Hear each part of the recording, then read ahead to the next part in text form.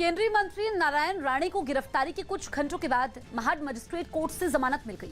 महाराष्ट्र के सीएम उद्धव ठाकरे के खिलाफ आपत्तिजनक टिप्पणी के बाद उनके खिलाफ केस दर्ज हुआ था, जिसके बाद पुलिस ने उन्हें गिरफ्तार कर लिया था। नारायण राणे को रायगढ़ के महाड ले जाया गया, वहां उन्हें कोर्ट में पेश किया गया, जिसके बाद देर रात उन्हें कोर्ट ने सशर्त जमानत दे दी। राणे साहब को जमानत पे छोड़ने का आदेश न्यायालय ने दिया है। उसी वक्त जमानत देते हुए न्यायालय ने इस महीने की 31 तारीख यानी मंडे और नेक्स्ट मंथ की 13 तारीख को पुलिस स्टेशन यानी एसपी ऑफिस में एलसीबी ऑफिस में हाजिरी लगाने का आदेश दिया है। उसी के साथ भविष्य में ऐसी घटना न हो ऐसी भी कंडीशन न्यायालय ने डाली है। और अगर राणे साहब का वॉइस सैंपल लेना है तो 7 दिन की नोटिस पुलिस को देनी पड़ेगी। उसके बाद राणे साहब का वॉइस सैंपल अगर पुलिस को चाहिए तो वो पुलिस ले सकती है। केंद्रीय मंत्री नारायण राणे के महाराष्ट्र के मुख्यमंत्री पर दिए गए आपत्तिजनक टिप्पणी पर भड़के शिवसेना के कार्यकर्ताओं ने राज्य के कई शहरों में जमकर बवाल किया। इस मामले में नारायण राणे को जमानत मिल चुकी है। इससे पहले उनके खिलाफ राज्य के 4 शहरों में एफआईआर दर्ज की गई थी।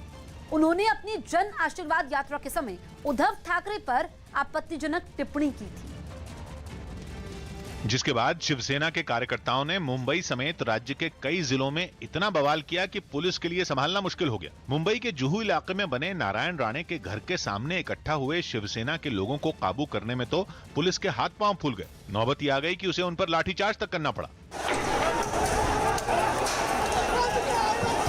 नारायण राणे के खिलाफ कई जिलों में एफआईआर दर्ज होने के बाद उनके घर पर पुलिस की सुरक्षा बढ़ा दी गई थी। इस बीच उनके समर्थक भी वहां जुटने लगे और थोड़ी ही देर बाद शिवसेना के कार्यकर्ताओं का हुजूम भी वहां पहुंच गया, जिसके बाद शुरू हुआ असली हंगामा। राणे समर्थक और शिवसेना के कार्यकर्ता पुलिस के सामने ही भिड़ गए। पुलिस के द्वारा लगातार जो पथराव देखने को मिला, इसके अलावा हथियार तक निकल आए हैं दोनों पार्टियों के कार्यकर्ताओं की तरफ से। पुलिस ने लाख कोशिश की, लेकिन जब सर पर खून सवार हो तो कौन किसकी सुनता है। बवाल होता रहा और पुलिस वाले यहाँ वहाँ दौड़ते रहे। हालात ये हो गए कि शिवसेना के कार्यकर्ता वहीं सड़क पर बैठ गए। यहाँ पर पुलिस को हालात को कंट्रोल करने में काफी मशक्कत करनी पड़ती है, लाठीचार्ज करना पड़ता है और शिवसेना के कार्यकर्ता इस वक्त आप देखिए सड़कों पर बैठ गए हैं। शिवसेना के लोगों ने केवल नारायण राणे के घर में घुसने की ही कोशिश नहीं की, बल्कि वो केंद्रीय मंत्री राव साहब दानवे के घर की ओर भी बढ़े। कुछ कार्यकर्ता तो गेट के अंदर भी आ गए, लेकिन उन्हें पुलिस की लाठियां खाकर उल्टे पांव लौटना पड़ा। मुख्यमंत्री पर दिए विवादास्पद बयान पर उबल रहे शिवसेना के कार्यकर्ता सुबह से ही सड़कों पर उतर आए, तो वहीं दूसरी ओर केंद्रीय मंत्री नारायण राणे पर कानूनी शिकंजा भी कसने लगा। और नासिक के पुलिस कमिश्नर ने उनकी गिरफ्तारी के आदेश दे दिए। वैसे नासिक में केवल नारायण राणे के खिलाफ एफआईआर ही दर्ज नहीं हुई, बल्कि जमकर बवाल भी हुआ। वहां शिवसेना के कार्यकर्ताओं ने बीजेपी दफ्तर पर अपना गुस्सा उतारा और उस पर पथराव कर दिया। शिवसेना कार्यकर्ता गाड़ी में बैठकर बीजेपी दफ्तर पहुंचे और उससे उतरते ही बड़े बड़े पत्थरों से बीजेपी दफ्तर में लगे कांच तोड़ने लगे।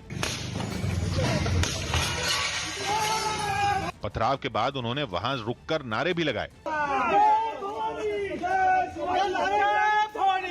पुणे में भी शिवसेना के लोगों से नारायण राणे का विवादास्पद बयान बर्दाश्त नहीं हुआ। वहां उन्होंने एक मॉल में तोड़फोड़ की।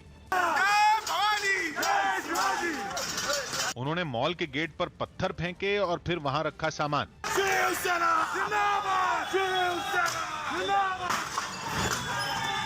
रत्नागिरी में तो नारायण राणे को अपनी जन आशीर्वाद यात्रा के दौरान ही शिवसेना के कार्यकर्ताओं का सामना करना पड़ा। वहां जुटे लोगों का गुस्सा देखकर पुलिस जैसे तैसे उन्हें वहां